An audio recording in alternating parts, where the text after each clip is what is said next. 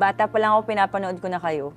Sakit sa tuhod. Grabe Can you share us kung paano kayo nag-start sa beach volleyball? Si Ate Joves muna. Nag-start ako mag-beach volley nung high school. Actually, ang trip ko lang talaga noon, nung nag-beach volley ako para makakita ako ng pera.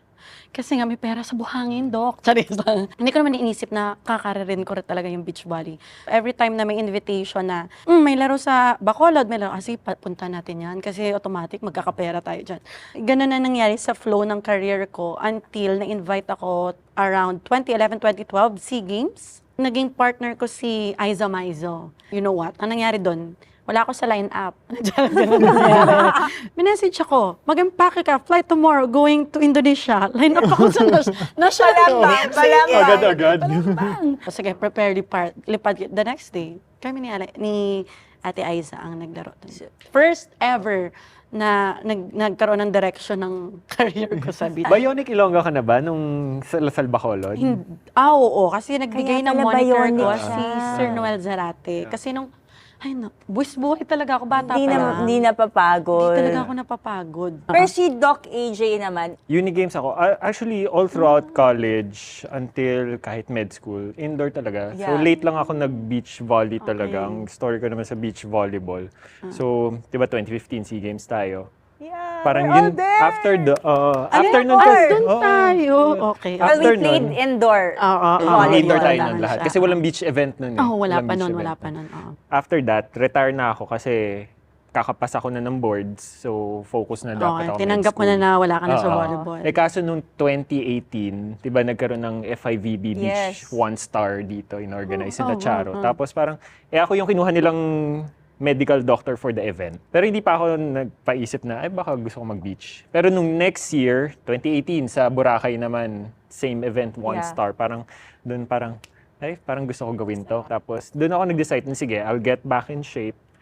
Try natin beach volleyball kung magkaroon ng opportunity, at least okay yung katawan. Nagkaroon nga nung tail end of 2019, nung binuuna nila Charo yung Creamline Beach Yes. Volleyball, tapos nakasama ako. Pero Doc, I'll ask lang, if there's like one game na feel mo nag-change talaga ng pagmamahal mo sa beach volleyball para magstay ka sa beach volleyball, anong game yon? Actually, it's not just The a game. game. It's really a but- community eh. Beach Yeah, volleyball is yeah. so nice. Tsaka Sobra. actually yung pandemic, kahit na maraming natigil nun, it's a blessing in disguise kasi it gave me time to study the sport. Theoretically, technically. Ang galing. Yun. So talagang... Doc, please share all the learnings. Hindi, yun nga, parang, kasi syempre, yun yung nature ko na gusto ko inaaral ko bago ko. Tapos na-appreciate ko pag ginagawa ko na. So, nung pandemic, Galing. I studied it, nagkumuha ako ng online coach na para lang maintindihan ko yung sport. Sabi ko sa'yo very detalyado si, si Tapos, Doc eh. as in, whole pandemic, kahit di ako nakakapag-ensayo, watch kami lahat ng mga YouTube, tapos breakdown talaga. So, You're kung a dati, visual learner oo. din. So, kung dati, na pinapanood ko yung mga beach volleyball games na parang, uy, ang galing, parang as a fan. Tapos, after nung that learning experience, nakikita ko na siya, ay, ba't ganun yung ginawa niya? Ba't ganito Exactly. yung ginawa? Nagkikritik ka na. Ang So, galing. ganun na yung tingin ko sa pag nanonood ako ng beach volleyball. And you can dissect every little Yeah. details. Pero alam nyo, hindi nyo natatanong. Hindi ko pa na, ano yun? Nagbe-beach volleyball din ako. Ako talaga yung Oh, show mo to eh.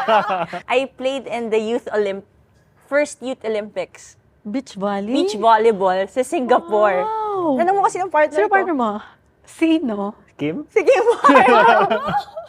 Really? Pero Oo. it was just so funny kasi yun yung mga first international na exposure exposure mo. ko. Tapos when I was in Ateneo then, I think our first then was, we went to China naman with Bea Tan. Beach volley ulit? Beach volleyball din. Hindi ka pang international Dalawa lang exposure yun. kasi sa akin. It's done. UAAP na lang. So anyway, yun yung mga experiences ko na parang Sarap ikwento. ang sarap ikwento.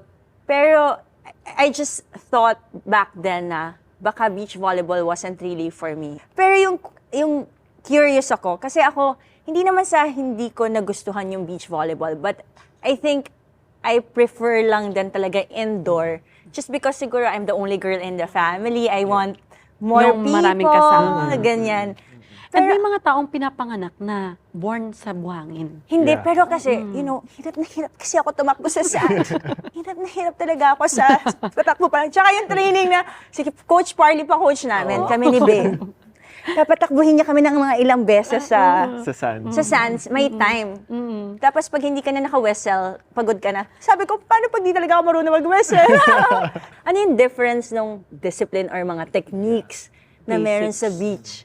Yeah, kasi marami nga As pag compared to nagtatanong sa indoor. akin that same question, ano yung difference ng beach and indoor? I think siguro sa level of knowledge namin ni Joves, pag yung mga talagang dumaan sa may structured training Yeah. for beach volleyball, masasabi namin na although the fundamentals are the same, syempre may serve, may dig, may set. Different talaga. Totally different. It is. Kaya basta dati, kasi iba ang laki ng difference nung ganitong age na compare nung mas bata-bata tayo. Charis. Ang dali lang kasi sa part ko, kasi very active nga ako. So, nasanay ang katawan ko talaga na transition from indoor to beach volley. Nag-iiba lang sa approach. Kasi nasanay tayo sa beach volley na placing, Yeah. ganon. Kasi- Kasi yung beach volley, kasi maglalakad ka eh. Yeah. Kasi when you do broad jump in beach volleyball, na normally na ginagawa Oo, natin ka. sa indoor. Pero what you say in beach volleyball, there are certain delays as compared to, I mean, the timing. Sa indoor kasi, parang papunta pa lang sa setter yung bola, diba? You're winding up your approach na. Sa beach, medyo mag-a-adjust ka to stay in one position, tapos para makita mo kung saan isa-set. Kasi nga, may other factors. There's wind, yeah. there's ano. So, parang mag-gauge mo kung saan yung peak ng bola at dun mo siya i-contact. Kahit pa paano you wait a little bit eh. Usually, one is a blocker, one is a defender. Halos sinasabi lahat ng sa beach community, yung partnership kasi parang marriage yan sa beach I'm volleyball. about to say that. Yeah. Kailangan. Ang turing nyo sa isa't isa is talagang mag-asawa Yeah. in a way. Kailangan committed talaga Yeah. kayo. So blocker yung laging nasa net, blocking. The other one is the defender, yun yung laging nasa floor. Yes. Pero may mga dynamics na there are switch blockers Yes. sila. So Ang sarap makadepensa sa beach volley. Lalo na pag lumilipad ka. Oo, tsaka yung Yung nagdo-dolphin shot ka. na, Oo. lalo na may 1-2 ka pa. Oo, ay, may yung mga ang ganda play pa po ng yan. transition ng galawan, Yeah. yung switching ng galawan. Yun yung pinaka-the best na feeling na may palo, makakaputo ka ng, kahit hindi na ma-explain, may mga picture ako niyan, hindi na ganyan, ma-explain yung gator mga yung picture. tawag. Oo. How about you, Doc? ako naman siguro skill set talaga at atake talaga, power talaga. Yes. Hindi sobrang taas ng reach ko, pero pag itawid ko yung bola, Grabe kahit yung power. matamaan nila, Yeah. lilipad eh. One thing na nakuha ko lang din sa beach volleyball, yun, it's really yung the delay, yung utak. Kasi you can bring that dun sa indoor, yun lang yung masabi. Pero if there's like one skill, sino naman yung one partner na feeling niyo masasabi niya na siya yung best na naging partner niyo ever? Si Henry Pecanya, kapanahunan natin. Ah, Henry, So, from hello. US. Hello, Kuya So, Henry. And Henry talaga sobrang galing mag-set Yeah. talaga na kahit nagwa-one man na siya dahil sa receive ko na kung saan-saan siya Direction. tumatakbo. Pero sakto pa rin. Kahit awkward yung itsura niya, pag nabato niya, talaga walang ikot yung bola. Tapos talagang papaluin ko na lang. Ikaw, Ate Jo, syempre, Ito maraming partners. Oo. Actually, ang dami kong partners. I-credit ko sila isa-isa. Yes. Si Dame, di ba? Si DM de Montaño. Si Fiola Ceballos, si Did, si Sisi, si Ate Mix, si Ate Nene, si... Baka Si may wala Jackie, akong hindi kayo Aisa. nag-partner? Hindi kami nag-partner ni Jackie. Mag-aaway kami. Hindi. Coach. Magaling na coach si Jackie. Si ate. Sabihin niya, ginmanang. Thankful ako kay Dame, siya nagturo sa akin ng disiplina. First discipline sa beach volley. First time ko na pagkalitan na pressure na talo kami. So after na natalo kami, doon ko na-realize. Actually, wake up call siya sa akin. Hindi, seryoso ang partner ko. Kailangan ko mag-step up kasi inaasahan niya ako. Si Fiola, ako nang nag-guide. Parang ako na yung dami sa life niya.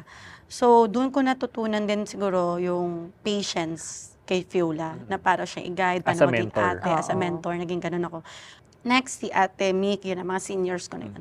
Doon ko na natutunan siguro yung ibang perspective pagdating na sa international stage. So, na-prepare nila ako doon na ganito pala, ganito ang disiplina, ganito na pagpasok, ito na yung training. So, iba naman yung tinuro talaga. Mas binuksan nila ako sa mas malawak na mundo ng beach volley. Next partner, si Ate Aisa.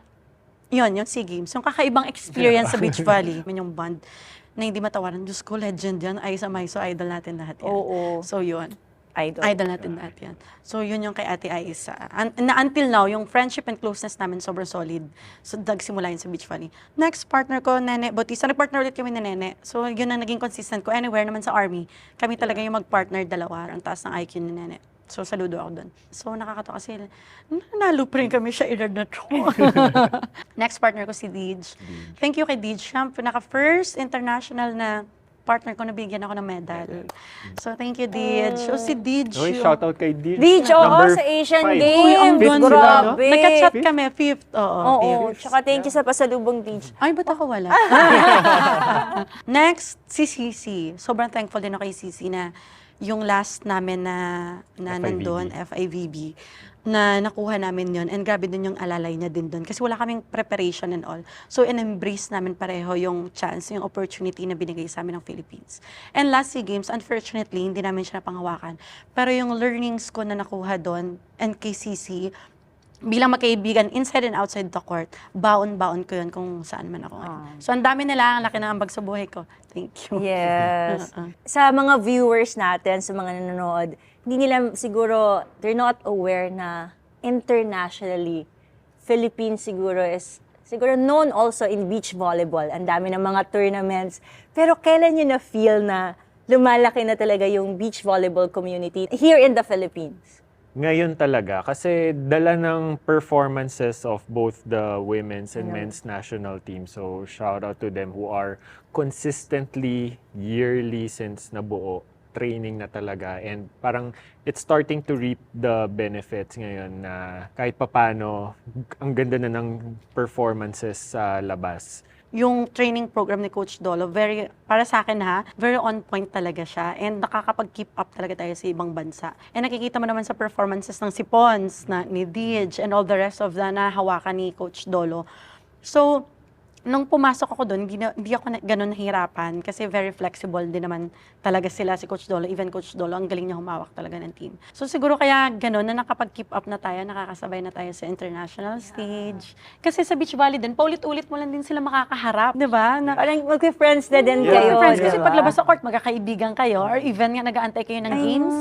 Yung culture. Oo, yung na, parang, no? Community Yeah, yeah, talaga. exactly. Galing. Kaya minsan nagpa-flashback sa akin, what if kaya nung 2012, nag-start na kami ni Nene ng time na yon.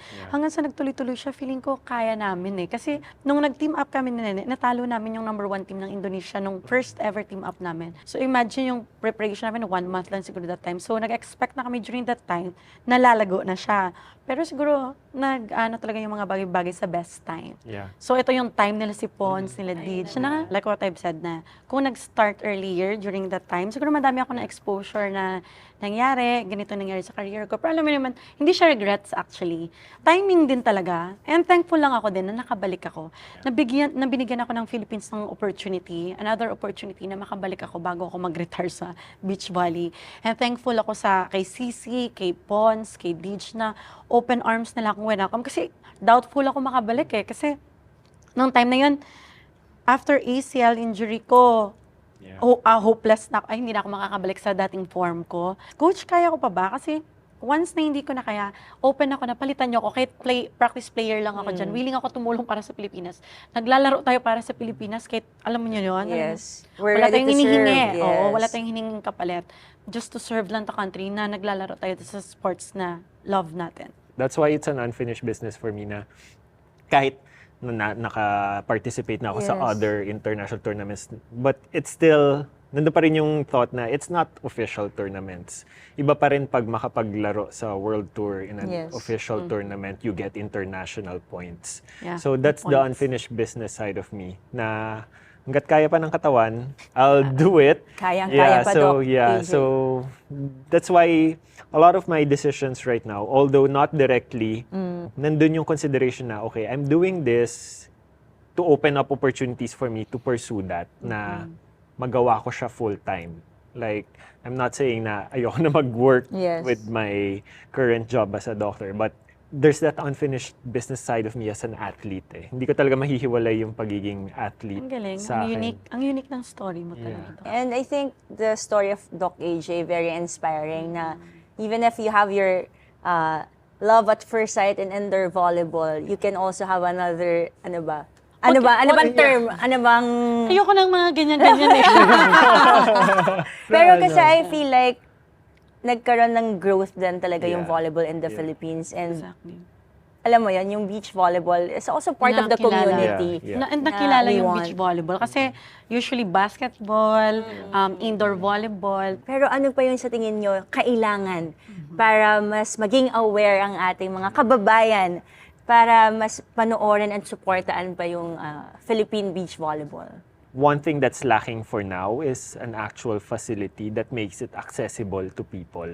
Kasi like indoor volleyball, kaya siya very popular kasi nakikita nila yung idols on TV. Yes. And they themselves can play indoor volleyball anywhere. Yeah. Better kung magkaroon tayo ng talagang facility that caters to beach volleyball. Gawin na natin indoor kasi one of the challenges is Yes. to get Filipinos out in the sun kasi ayaw umitim. So gawin natin indoor kasi iba talaga yung experience na like for example ako, nakikita kita sa TV as an indoor player tapos magagawa ko siya in an indoor court. Yes. Gagayahin ko yung mga moves ni Alyssa Valdez. So that builds the fan base na wala pa talaga sa beach volleyball. As beach volleyball players, ano yung mga siguro paying it forward na gusto nyong mangyari or to give back to these kids? Ano yung mga programs or activities na gusto nyong iparamdam or ihatid sa ating mga aspiring young athletes? Ako, sasama-sama ako kay Bea. Hindi actually. Magtatayo nagre-reach ka talaga out. ng beach volleyball. Actually, yun for- talaga. Teka lang, paano mag-produce ng ano? Actually, in-invite ako nila Ate Chara, nila Bea, na mag-put up sa Iloilo, sa Guimaras, ng ganun. Actually, doon na yung direction na nakikita ko sa sarili ko pagdating ng araw. Kasi hindi na tayo bumabata. Oo. So, kailangan magkakaroon tayo ng purpose. And right after volleyball indoor, anong magiging purpose ko sa life? So, ako kasi parang na-realize ko sa journey ko sa volleyball sa career, hindi talaga ako kailangang mahiwalay sa volleyball. Parang siguro sa ngayon, hindi ko pa siya iniisip. Yes, kasi kasi you wanna enjoy it. yeah, I have an first. unfinished business pa as an athlete, Yes. not yet as someone who will leave my legacy. Kasi gusto ko muna may mapatunayan kahit papaano dun sa actual beach volley sport. Although, pag magkakasama naman kami nila Bea, nila Charo, napag-uusapan na yan parang in the future, what could be our plans for it. Yun nga, si Bea, madalas ko makausap, facility talaga. In our lifetime, at least ma-experience namin na maging accessible and popular yung beach volleyball to the general public through a facility. That is our Goal. That's our goal talaga. Goal natin yan. It's for sa volleyball community naman. Para mas lighter naman yung mood natin sa show na ito, meron tayong segment na Mystery Box. So, are you guys ready? Ready. Ready. Sino mauna? Teka lang. Ako ba? Wait lang. Sino mauna? Sige. Maiba May na tayo. competitive tayo. Ayun, Maiba. dito ba naman? Okay. Maiba, safe. Ay, Maiba, safe. Sana dito matapos tayo. Matatapos natin to. Okay. Kaya natin to. Maiba, safe. Okay, matapos. Bato, pick. Okay. Mas- One lang. Bato, pick. Yes! So, ikaw una. May gulay. Sinabihan ako na magdala ko something that reminds you and me and whatsoever. Journey natin together. Hindi ko alam sa tagal natin magkaibigan, ba't wala akong maisip? Same. Ang pinaka-first item ko, yung shoes dapat. Kasi yung shoes na yon, naalala ko, nag-tune up game kami sa Ateneo, wala akong sapatos. So, minessage ko si Lai, naalala mo yon. Tapos, wow. tapos nung minessage ko si Lai, sabi ko, Lai, pahiram ako shoes kasi wala akong dala shoes. After ng game, puro na tayo chikahan about life. So, about relationship, about, ganun kami nila usually kasi, yung kwento namin, naumpisan siya simple lang, papunta na kami sa, di ba? Usually doon tayo. Excited ka na. So, itong pinaka nag-stick sa akin. Sa tagal kong ilang years kong nakasama sila ay national team, nakakalaban and all. Siguro ito yung pinakamalalim na ang bigat. Hindi ko matatawa ako, Bridget. Kumot. May idea ka bakit kumot? Teka lang. Bakit ko? Oh, di ba? Wala siyang ano. Okay. Kukwento ko sa inyo para maintindihan niyo. Hindi nila ko kumot. Kasi while going here, naisip ko kumot. Kasi sila, ilang times ko na siyang Roommate, yeah. All the time. Consistent. Actually, walang nag-pass. So, every single time, roommate ko talaga sila. Naging kami yung roommates. So, best roommate ko yun si Eliza. Oh my God, parang alam ko na kung bakit kumot. Kumot nga. Oh, bakit? Tingnan, i-share mo nga Sa sa Thailand ba to? Kasama ka ba namin doon sa ano? Yung pagkagising ko, wala na akong kumot? Ay, hindi. Hindi. So, ito, nakahiga ako. Nag-message si Eliza Valdez. Ate, saan tayo? So, biglaan ako napabangon. Pumunta tayong ewan ko naalala mo, pumunta kaming Twin Tower Yeah. sa Malaysia. Wala kaming plan and all. Random lang. Ganon kami lagi ni Eliza. So, si Eliza nagre-remind talaga sa akin sa kumot. Kasi yan nga, lagi kami nagkaka-teammate, lagi kami nagkakasama. Yung puro kwento namin, tawanan namin, problema namin. Nahiya naman yung item ko. It's okay, Hindi kasi, Doc. hindi kasi syempre kay Joves, di ba? Ang dami yung experiences Yes. together. So, ang daming Ano klase experience, pagpipilian. Doc? Nasa inyo na yun. I brought yung memorabilia natin ng 2015 SEA Games. So, yeah. Oh my gosh. SEA Games, So, ano? yun. 28 sa Singapore, 2015. Well, yun na yung Alam, isang magkakasama init. tayo eh. Naiiyak ako. First time nakakasama ko Huwag ka kayo maiyak. noon. Hindi na. Grabe yung Ayan, so That- pwede mahawakan. 2015 SEA Games. Oo. Buti natatago mo yan, Doc, Singapore. no? Di ba, nag-first na flag bearer then. Ay, Ah. 2015. Ayun. And grabe Ay, yung Oo. SEA Games performance. 2015, team captain ako dyan. Yeah! Co-captains tayo noon! O, diba? Yung mic mo. Diba, co-captain tayo, tapos flag bearer ka. O, diba? So, memorable ang 2015. 2015 SEA Games in Singapore. And it happens also na yung first na Youth Olympics ko was Singapore. And then, ayun, I went back. Parang It's the SEA first Games na. SEA Games ko sa indoor din yan, 2015. Kasi first time Kasi puro bumalik. beach. Isa na rin sa memorable experience ko niyan. Alam ko, kasi license na ako niyan eh. So, tinanggalan ko ng tahi si Bea ata nun. Meron siyang parang tahi nun. Si Bea ba o si Maddie? Or Bea was Bea, part parang of may the- tahi siya sa ulo nun na tinanggal ko. Ang ganda! Ang galing mo, Very, Dok! mas deep. Ayoko natatalo, competitive ako. Palitan niyo yung box ko! Na-pressure naman ako. It's a cellphone! Oh my God, Lai! This one, we were in our training camp pa lang sa Japan before going to Malaysia na SEA Games then 2017. We were in Japan. Tapos our coach, si Sir Vince, kino-confiscate niya yung cellphone namin. So kaya nung time na yun, sobrang naging close kami. Either nag-uusap lang kami ni Ate Jobs or natutulog lang kami. Kasi nga, Kasi walang walang cellphone. Very masunurin kami. Oo nga. Dati mating, we know. Sabi Ano, namin, Lai? kasi siguro mga ilang weeks kami doon. Tapos siguro after 3 days, 4 or 5 days, ibabalik yung phones. Ganyan. One day na lang. Tapos pagbigayan na, oh, ba't sila hindi excited? Meron pala silang cellphone. May Oh, nabilangan pa naman okay. akong Ari para gumawa ng paraan. Hindi ako nakagawa ng paraan. Tapos kami pa yung roommate na wala, Ate Jobs, di man lang tayo nagdala ng maliit na Extra cellphone. phone. So, At least revelation ngayon na masunurin Oo. kayo. Ay, Thank you, Doc AJ. thank you po. Yeah. Kaya naman, I'll go to Doc AJ. Yeah. Pagpasok ko pa lang ng Ateneo, siya na talaga yung nakita ko na role model talaga. As an Atenean. Parang siya yung Coming from epitome. Malaysia. Parang, Epitome talaga. When you see him, kasi nabutan ko 1 year si Doc Yeah. AJ sa campus, when training. Hindi mo siya Parang kahit makilala. anong itanong mo kay Doc, talagang alam niya ang sagot. Yung gano'n. Parang walking dictionary. mema. Paningin. Mema. Siya yung isa sa mga tao sa Ateneo na parang nilolook up ko din. Like sila nila Ate Cha, mga seniors. Yeah.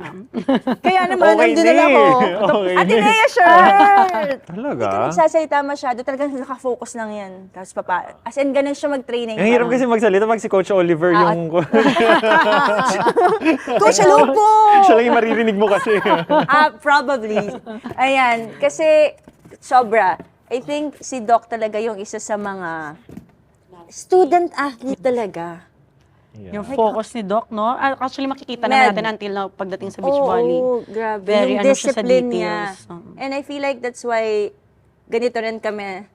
Iyak pala ako. Hindi ganito din kami ng mga Sumunod. bata dahil yung mga seniors talaga namin na sa Exactly. Ateneo. May pattern na nasundan. Grabe yung culture na iniwan sa amin. Exactly. Yeah. So- Shoutout din kanila like sila Charo. Yes, yun. sila Kasi Ate yung, Cha. at least yung mga kasabay ko sa Ateneo nun, kami yung, we consider ourselves yung transition stage from I a agree. non-winning team That's to true. a champion. Kami yung nasa gitna, although hindi kami yung nag-champion. But you paved the way, guys. Somehow. Thank you. Grabe, coming from the Ball. Phenom. If you have one word or one phrase to describe your beach volleyball journey. Work in progress. Oh, Work in progress. Kasi nga, nga, unfinished pa yung siya eh. business nila. Gusto ko pa ipagpilitan sarili ko sa beach Papanoorin volley. natin si Doc AJ. How about you, Ate Jo? Na hindi lagi bigay biyaya, ubos biyaya, buhos biyaya. So, yung learnings ko last SEA Games na hindi namin siya nakuha ang medalya. Sabi nila, bigyan mo pa last shot, ganito, ganyan. Okay na ako. Na parang, siguro, alam ko na sa sarili ko na yun ang pinaka-best na na-offer ko sa beach volley. Somehow, nabigyan natin ng medal, 3 medals yung bansa for performing. And sa opportunity na binigay nila Coach Dola and the Philippines, para sa akin, okay na ako, complied na ako, and next naman, sila naman. And nandito lang ako, sabi ko nga kung kailangan nyo ako mag-practice player, willing pa din naman ako. Tsaka wag mo naman i-discredit Kay- yung gold mo sa FIVB. I know. FIVB, medyo nag-focus sa SEA Games, pero I FIVB know. yun gold ka Pero doon. alam mo, sabi ko, 2019, pag nagka-medal tayo dito, magre-retire na ako sa national team. Yan ang binitawan kong Yeah. salita. And I can't, forget talaga. We took a photo. Iyak kami tatlo, Abby. Abby, and siya. Magang-magang Grabe yung mata ano namin. namin that Kasi night. naglalakad kami, ano dapat yung ginawa namin? Ano dapat ginawa Kasi ko? few points. Ganito. Few points. Just 14-12, to be exact. Nakakapanghina. Ang mga tao 1 point nakahawak pala. na ng camera, tapos nakatutok na for 1 point. Oo. Pero ganun talagang buhay. Alam mo Yes. yun? We Doon ka learn natututo. some. We lose some. We win some, we learn some. Actually, hindi siya imposible na mag-medal at mag-medal and mag-commit ang gold. Kasi sa Asian, imagine that, nag-fifth na tayo. Alam nila, kayang-kaya nila. So, why not? Kasi Few more tuloy-tuloy lang years na of, exposure. And sa beach volley kasi, ang pinaka-advantage namin, the more ka nag-age, the more ka gumagaling, the more ka Yeah. lumalakas. Oh, you're aging So, like a fine Oh, wine. like a fine wine. That gives me hope. Oh, Promise. So, hindi imposible lie na mga susunod na news, makikita natin sa front page. Wow. Beach volleyballs. I've learned so much in this conversation. Parang you guys started magkaiba. Starting point since day one, it's beach volleyball. And I truly admire that, and that's what we love about being a Filipino athlete. Puso talaga. Sambansa. Sambansa. Laban. Laban. I just wanna thank you for sharing your story. I know Thank you, yung Lai. iba medyo mahirap ilabas, but thank you for trusting us as well. And yeah, we're really looking forward, most especially kay Doc. Oo, Doc, Sana. panoorin ka namin. Panoorin ka namin, Claiming Doc. Manifest natin. Yes, yan. manifest Manifest natin in the future, representing the Philippines for beach volleyball. And magbubuo pa tayo ng ano, Doc, ha? Mabubuo pa tayo ng foundation. Yes. Appreciate your time, guys. Thank you so much for sharing, and I hope our Yeah. viewers really learn so much from the both of you. So, yeah, thank you, thank Glad you. to be here. Ngayon Glad lang to kami be nag-catch here. up Oh my actually. God. I Live know, sa- oo. thank you. Grabe naman. Mahulog naman yung mic. Ito kasi, thank you. Thank you. Pero yan.